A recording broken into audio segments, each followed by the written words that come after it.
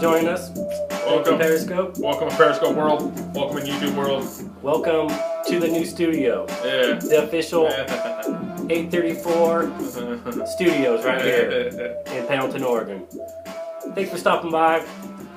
The Right Guys coming at you for another Right Guys Sports Talk. Episode 7. Episode 7. October 24th, y'all. Almost forgot to say the date. Sometimes I forget. Hey, it happens. But thanks for joining us. We're gonna be going over some NFL today. We're gonna be going over some key topics going on. Definitely. And right before the good old Super Bowl or NFL Sunday. Yep, getting you guys ready for those big games, and don't want to go get you out there empty-handed. So yeah, definitely. Well, we'll go ahead and start it off right now. We're looking at that Dallas Giants matchup. That's a big division game. I mean, who do you got there? Do you think Dallas with Castle's, the start of Castle, is going to be enough? Because I think Eli's going to turn it around. He had a horrific game against Philly. Yes, he did. That's not going to happen again. Hopefully not. If it does happen, it's going to be a long night for New York. How are you feeling? I think Dallas maybe is going to get some new energy from Castle. Whedon was, if you remember, they didn't do too bad there at the first couple of games with Whedon. He just didn't. Couldn't get it producing. Yeah, he wasn't getting the ball downfield enough. Not at all. With Williams and a couple of those receivers, he can definitely do that. It's just they got the running game going. You just got to get something going. And Castle's that guy that's going to be. He's a little more agile, and I think we'll see. I guess, but that defense, I think, is going to with Hardy and all those guys coming back. I think they're going to come up big, and I think Dallas is going to surprise some people here. Well, the Giants are favored by 3 points in that game. I'm kind of sketchy on Castle, and if you look back, I mean, he hasn't really played too many games for a couple years. He had played 3 games in 2014. Didn't really do much there. We got 41 completions, 71 attempts, 425 yards. 2003 would be, I think that's that Kansas City run. Yeah. And he had 9 games, 153 completions, 254 attempts, 1807 yards. If they can get something like that out of him, Dallas has a definite shot in that cover to keep that close. If you look at the situation he was in with New England, it was more of a good system. Yeah. And you add him not having to do too much, which maybe here in Dallas will be the case. He had more weapons in New England there. Yeah. But when Brady hurt his knee, I can't remember what year it was, but he came in and played. That's how he got all his money practically. Yeah, exactly. He played the rest of that year and did pretty good. Yeah. And then just did those numbers you just said since then. But it's gonna be interesting. I think we can see if he comes out there and gets going. Because this is his last. I think this is his last hurrah for a starting job. Yeah. He gets. He does pretty good. Maybe someone's going to look at him and be a backup or something. But he was. He had to get him off of wherever he lived. He wasn't playing anywhere. So actually, no, he traded him from Buffalo. That's what happened, right? I think they picked him up from Buffalo. Yeah. No, they did. Yeah. I don't know why I'm acting like he was at home chilling. How's it going, guys? But nonetheless, I'm picking the Giants to go ahead and hold home court and get that win. And I'll go with the Cowboys. We're not. That's not our. That's not a pick or anything, but we're just kind of going. We'll discuss what it. we think the outcome's going to be. Anybody have any questions there in Periscope world about that game in question? If not, we'll move right on to our next topic here. Arizona. Can Arizona get it going? That's the next one, right? Yeah. Arizona get it going after losing a tough game to Pitt without Big Ben, kind of Pittsburgh's. Laundry, and there was a whole quarterback situation. Yeah. Vic went down, Laundry came in, was able to right that ship. Yeah. With Bryant's help, obviously, or Tellis Bryant. And it's just, I think Laundry's going to go in there and do more of that. And I think those wide receivers are ready to rock and, or wait, what am I talking? I'm talking the wrong one. Oh, Pittsburgh, it's okay. Yeah, let's get back to Arizona. They got a rebound this week. They have Baltimore at home. Arizona's actually a pretty heavy favorite in this game. Which they probably should be. I was really surprised. With Arizona's defense, they're in the top 10. They only give up 19 a game, only had 224 through the air. So I was pretty impressed there with Landry Jones there from Pittsburgh. Yeah, definitely. To get to Arizona. Yeah. I don't see that if they can come back and actually. They're playing. They're playing Baltimore. Baltimore, yeah, Arizona, Baltimore playing Baltimore. See if they can actually come back and actually do some work against Baltimore. But they should be all right. That like I said, their defense. Yeah, Baltimore's 1-5. It's not looking too good there in Baltimore either. They should take care of business and get back on the winning side. Should. Hopefully. But I guess we'll see. But what I was trying to say there, I guess, is saying more towards Landry Jones and that the reason why Pittsburgh beat him. I think Arizona. Like I said, because so far they didn't. That's only another loss, so that's so far so good. Definitely. Okay, so we'll go to our next one real quick. What it was? We want to get right into like one of the biggest matchups of Sunday. It's going to be the Jets versus New England, and this is if the Jets win this, they're going to tie for first in the AFC East. It's a big game. It always seemed like New England would have problems with those tough fronts, like Miami in the past. The Jets, not recently, but they've had problems with the Giants a couple years ago. But so we'll see that's where the Jets' bread and butter is their front. They have Revis in the back and Cromartie to their cornerbacks. They're 4-1 against the spread too. So they've been covering. They've been doing their part, and 2-0 against the spread away from MetLife Stadium there. So that's the stats are favoring them.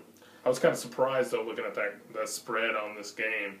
They have New England as an 8 favored. There's no love for that defense no love at all. You know how that goes though too, but how a lot of public's getting a lot of.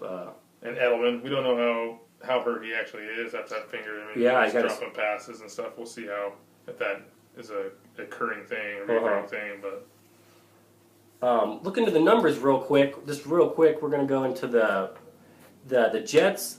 They are ranked first in the league. They don't give up 15 a game, and they only give up 82 on the ground here. So that's going to be good. And 186 in the air, which is really good. That's obviously New England's going to be coming after him with those receivers. Air, so and overall, hold them to that.